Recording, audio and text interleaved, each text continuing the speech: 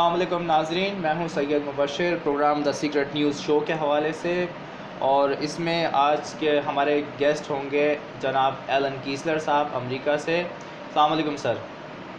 वालेकुम अस्सलाम। सर कैसे हैं? ठीक हैं? हाँ, अल्लाह का शुक्र है, ठीक ठाक। आप कैसे हैं? जी मैं भी ठीक हूँ, अल्लाह का शुक्र है, अल्हम्दुलिल्लाह। अच्छा सर, मैंने आपसे ये एक सवाल करना था कि आपके एलियंस के साथ जो आपका पर्सनल एक्सपीरियंस है उस हवाले से थोड़ा सा ज़रा डिटेल से बताएं कि पहले आपने उनको किस तरह से देखा और क्या वो ज़मीन पे विज़िट करते हैं। हाँ, पहले बार मैंने ईटी से मिला था जब मैं 9 साल का था। अच्छा। मैं स्कूल से वापस जा रहा था, उस वक्त हम न्यू जर्सी अमेरिका में रह रहे थे। मतलब है मेरे वालिदैन पाकिस्तान में काम करते थे, इसलिए बचपन में मैं पाकिस्तान में रहता था। लेकिन 5-7 साल के बाद 1 साल के लिए हमारी फैमिली अमेरिका जाते थे। तो 1956 में मेरे वालिद साहब प्रोफेसर बने थे ड्रू यूनिवर्सिटी मेडिसिन जर्सी में। तो मैं वहाँ स्कूल में भी पढ़ रहा था। तो एक दिन स्कूल से वापस आते हुए एक वन के थ्रू से हम जाते थे और एक जगह था जहाँ कोई दरख्त नहीं थे, कोई लोग नहीं, वहाँ कोई घर नहीं थे होते थे वो। लेकिन एक दिन इस क्लियरिंग में, इस जगह में जहाँ कोई दरख्त नहीं थे, मैंने देखा एक यूएफओ, बिल्कुल एक फ्लाइंग सॉसर डिस्क इसी शेप का है और 3 के ऊपर तक हिल्स के ऊपर जैसे थे और सीढ़ी ऊपर जाती थी और दरवाज़ा था उसकी खुला और उस दरवाजे में एक औरत पड़ी थी और 3-4 मर्द भी, या पता नहीं वो थे, उस औरत से वो छोटे थे। तो वो औरत मुझे ऐसे बुला रही थी, इशारा कर रही थी ऊपर आ जाओ। तो मैं ऊपर चढ़ गया था और इतना प्यार से मुझसे वो मिली और मुझे ऐसे लगा कि ये मेरी माँ है। अच्छा। इससे गले मिलाए और मुझे लगा ये मेरी असली माँ है। अच्छा। जब मैं घर वापस पहुंचा था, मैंने अपनी माँ को बताया कि आप मेरी असली माँ नहीं है। अच्छा। तो बहुत साल के बाद जब ये सब पूरा मुझे याद आया था, वो दूसरी बार थी जब मैं इसी औरत से मिला था। वो इंसान बिल्कुल जैसे नहीं थी, थोड़ा सा मतलब इंसान जैसा दिखती थी, लेकिन फर्क ये था कि उसके कान जो थे वो सिर के ऊपर थे, बिल्ली जैसे, और उसका मुंह थोड़ा सा इंसान जैसा नहीं, लेकिन उसका जिस्म बिल्कुल इंसान। तो जब दूसरी बार उनसे मिला था, जब मैं कोई 45 ईयर्स 45 साल का था, ये था 1992 में, 92 या 93, सैन फ्रांसिस्को। तो उस वक्त मैं गाड़ी में मैं दोपहर का खाना शुरू करने वाला था और मेरे हाथ में एक थर्मस था, मेरी बेगम पकाती थी दाल वगैरह मेरे लिए। तो उस थर्मस को लेकर मैं उस दाल को पीने वाला था, जब मैंने देखा शीशे के बाद ऊपर देखा कि एक रोशनी, नीला रंग की रोशनी आ रही। सैन फ्रांसिस्को गर्मी मौसम में आमतौर पर बादल बहुत होते हैं, फॉग होता है।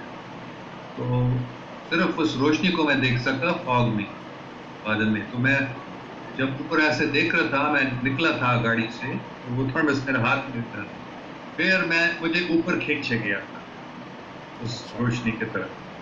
और जब मैं ऊपर पहुंच गया था, मतलब इसी जिस्म में, जब बादल के ऊपर आया तो मैंने देखा वही फ्लाइंग सॉसर, वही डिस्क था और उसी का दरवाज़ा भी खुला था और वही औरत वहाँ खड़ी थी। ठीक है। और अजीब बात यह है, मैंने एकदम पहचाना वही औरत है, लेकिन वो उसी उम्र की थी। अच्छा। जब मैं मतलब 9 साल का था 1956 में, और फिर 45 साल का था, मतलब 30 कितना ठीक। 36 ईयर्स के बाद, लेकिन उसकी उम्र वही दिखती थी जैसे शायद वो 30 साल की। अच्छा, इन्हीं कोई फ़र्क नहीं पड़ा कि वो इतना टाइम गुजर हाँ, गया? हाँ, वो बूढ़ी नहीं हो गई थी। अच्छा, ठीक। तो बाद में ने मुझे बताया कि हमारे लोग ये कई सदियों तक या हज़ारों सालों तक ज़िंदा रहते हैं, तो उनके लिए ये 30-40 साल कुछ नहीं है। अच्छा, कुछ उसने बताया कि वो किस प्लेनेट से आई थी? उसने ये नहीं बताया कहाँ से, बल्कि बताई थी कि हमारे लोग दूसरे सियारे से आए थे बहुत साल पहले, मुझे मालूम नहीं हज़ारों लाखों साल पहले कब, लेकिन बहुत साल पहले आए यहाँ और आते रहते, लेकिन ज़मीन के नीचे यहाँ उनके कॉलोनी भी है, वो हमारे ज़मीन के नीचे रहते हैं। अच्छा। और कभी-कभी ऊपर आते हैं, इंसान से मिलते हैं। अच्छा, अच्छा, अच्छा। तो फिर जब मैं ऊपर पहुंच गया था उस फ्लाइंग सॉसर के अंदर, मेरे हाथ में ये थर्मस था, तो उसने पूछ लिया मुझसे कि ये क्या है। अच्छा। मैंने बताया सम सूप। इंग्लिश में? फिर उसने पूछ लिया अंग्रेजी में, ठीक है। मे आई हैव सम, मैं कुछ ले सकती हूँ? जी, जी। मैंने बताया यस ऑफ कोर्स। तो मैंने डिब्बे से, क्योंकि उसका ढक्कन था, तो उसमें मैंने कुछ वो दाल लगा दिया और उसको दे दिया। ठीक। और उसने पी लिया। ठीक है। और उसने बताया ओह वेरी गुड। अच्छा। फिर मैंने देखा कि उस थर्मस के ढक्कन पर लिपस्टिक का निशान, मतलब बहुत लाल डार्क रेड, और वो होंठ का जो निशान था वो इंसान के जैसा नहीं थे, बहुत मोटा था। अच्छा। तो फिर मुझे वापस गाड़ी में पहुंचा दिया गया, और पूरी कहानी नहीं बता रहा हूँ अभी, लेकिन आखिर में मेरी बेगम जब देख लिया इसको, उसने पूछ लिया did you enjoy your lunch? अच्छा। सही। फिर मुझे याद आ गया, ओह हाँ। फिर मैंने बताया, मैंने पूरी कहानी जब बताई उसने मान लिया। अच्छा। कोई शक नहीं था कि मैं झूठ बोल रहा हूँ, उसको मालूम था मैं ठीक सच बोल रहा हूँ। सही। तो फिर ये मैंने समझ लिया बाद में कि उसने क्यों ऐसे किया, ताकि मुझे ये निशान मुझे भी देखने में आएगा, मेरी बेगम भी देखेगी, फिर ये एक सबूत, प्रूफ कि ये एक हकीकी चीज़ है, कोई हेलुसिनेशन या ख्वाब नहीं, और किसी जिस्म में मैं ऊपर गया। ठीक है। सही। फिर तीसरी बार जब उससे मिला वो 1998 में। अच्छा। जब मैं 51 साल का था, तो उस वक्त मुझे ऊपर ले गया, मतलब इस आसमान में इस सियारे को छोड़कर ऊपर गया, और कहीं मुझे मालूम नहीं, जुपिटर से थोड़ा आगे लगता, एस्टेरॉयड बेल्ट से आगे, जुपिटर या सैटर्न के नज़दीक। अच्छा। और पहुंचे थे, और नीचे मैंने देखा एक बड़ा जैसे एक स्टेडियम दिखाई। ठीक है। जो मतलब ये था तक कि लोगों ने इसको बनाया या कोई एस्टेरॉयड जैसे या चांद था, लेकिन इतना बड़ा नहीं था, बड़ा चांद जैसे, लेकिन बड़ा स्टेडियम जैसे थी। अच्छा। हम नीचे आ रहे थे, कई सौ लोग या हजारों लोग वहाँ बैठे थे स्टेडियम में, और बीच में एक फुल मतलब एक ओवल ऑब्लॉन्ग शेप में ऐसे था। अच्छा। और उसमें कोई 30 या 40 लोग बैठे थे कुर्सी पे, और मैंने समझ लिया एकदम कि मुख्तलिफ सियारों के लोग हैं, और ये कोई किस्म की मजलिस चल रहा है। अच्छा। तो फिर हम जब सुनने लगे, क्योंकि मैं अंग्रेजी में सुन रहा था, मैं समझ सकता उसी वक्त भी कि सब लोग अपने अपने ज़बानों में सुन रहे हैं और बात कर रहे हैं, लेकिन सब लोग सुन सकते, पता नहीं शायद वो टेलीपैथी से ही। अच्छा। और किसी की टेक्नोलॉजी। ठीक। तो बातें हो रही थी ऐसे कि हम क्या करें, मतलब जिस हमारे सियारे पर, हमारे ज़मीन पे क्या होना चाहिए। तो कुछ लोग कह रहे थे, सबको मालूम था कि अगले साल 1999 में एक एटमी जंग होने वाला है। अच्छा। ठीक है। अगर वो उसको नहीं रोकते वो ज़रूर हो जाएगा, सबको मालूम। अच्छा, वो मीटिंग हो रही थी दुनिया के हालात के ऊपर? क्या? वो मीटिंग जो हो रही थी वो दुनिया के हालात के ऊपर हो रही थी? हाँ। अच्छा। और बात ये हो रही थी कि हम उस जंग को रोकें या नहीं। अच्छा। तो कुछ लोग ऐसे बात कर रहे थे कि हमने रोक लिया पहले, 1 2 बार 3 4 बार, कितने बार मुझे मालूम नहीं, ठीक। लेकिन हम ऐसे एटमी जंग को रोक चुके हैं और रुकने की वजह से इंसान जाग नहीं गए। अच्छा, ठीक है। अगर ऐसे जंग होता था तो लोग समझ लेते थे कि हमारी सोसाइटी जो है इसमें बहुत गलतियां हो रही हैं और ऐसे इतने नुकसान हो जाएगा इंसान को अगर हम फिर अमन कायम नहीं कर देते हैं। तो वो वो लोग कह रहे थे कि हमारे उस जंग को रोकने की वजह से इंसान अब तक सो रहे हैं। ठीक है। तब होश में नहीं आए। ठीक है। बेहतर है अभी उस जंग को होने दो। अच्छा। फिर दूसरे कुछ लोग कह रहे थे नहीं, फिक्र नहीं करो, ठीक टाइम पे इंसान जागेंगे, बेहतर है इस जंग को हम दोबारा रोकें क्योंकि इतना नुकसान हो जाएगा। मतलब कम से कम 50 या 70 80 90 भी 100 लोग मरेंगे अगर ऐसा एटमी जंग होता है और बहुत नुकसान होगा ऐसे। तो आखिर में मैंने समझ लिया कि जो कह रहे थे उस जंग को होने दो, वो लोग जीतेंगे और ये एक वोट देने वाला, तब चुनाव जैसे यूएन में वोट होते हैं ऐसे वो वोट होने वाला। ठीक है। और मेरा कोई शक नहीं था कि वो लोग जो ज्यादा जोर से बात भी कर रहे थे, ज्यादा जोश से भी बात कर रहे थे कि नहीं इसको होने, और ज्यादा लोग भी ऐसे शायद सोच रहे थे कि वो लोग जीत। अच्छा। इस डिबेट में तो जब ऐसे वोट लेने होने वाला था फिर एकदम खामोश। अच्छा। खामोशी और हैरान हो गया ये क्या हो रहा है। फिर मैंने देखा कि सब लोग मेरे पीछे तरफ देखते थे, तो मैं भी मुड़ गया था। अच्छा। मैंने पीछे देखा और वे एक शख्सियत आ रही। अच्छा। वो बस ऐसे आज नहीं, यूएफओ नहीं, बस ऐसे वो आ रहे थे। ठीक। और उसने एक ही लफ्ज कहा। अच्छा। सब समझते थे कि ये अभी ये हमें बताए। अच्छा। क्या? ठीक है। तो फिर उसने कहा कि लफ्ज मर्सी, सही, जिससे सबने समझ लिया कि अभी ये जंग नहीं हो। अच्छा, ठीक है। ये जंग नहीं होगा अगले साल। सही। तो एक अजीब बात ये है, मुझे लगा था कि ये लोग जो मैं सोचता था ये लोग रिश्ते जैसे हैं या बहुत अच्छे लोग हैं जो इंसान की फ्यूचर के बारे में बात कर रहे हैं, लेकिन ज्यादा जो लोग थे वो खुश हो गए थे जब उन्होंने इस शख्सियत को देखा, लेकिन काफी थे जो नाराज थे। अच्छा। सब खड़े हो गए थे, कुछ भी ऐसे नीचे झुके, लेकिन कुछ लोग थे जो अच्छा उनको अच्छा नहीं लगा। उनको मालूम था कि हम अभी जीतने वाले थे और हमारा ये जो हम फैसला करने वाला था, अभी ये फैसला हमारे हाथ से निकाला गया है अभी। अच्छा। तो वो खुश नहीं थे ये ऐसे हो।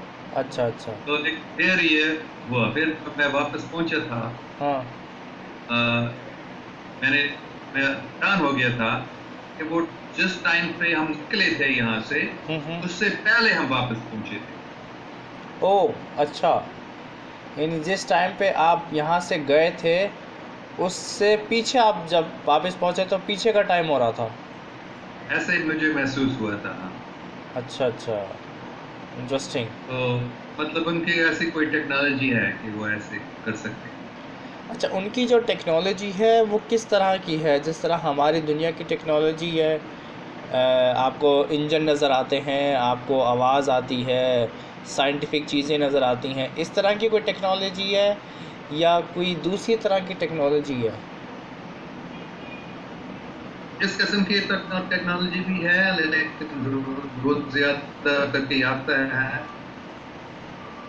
और दूसरे किस्म के भी हैं। अब जब ये यूएफओ चलते हैं मेरे ख्याल में उनके सिर्फ जो चलाने वाला है उसके मन से वो चलाते हैं। तो वो ऐसे सोचते हैं यहाँ जाना और वो जहाज़ वहाँ जाता है।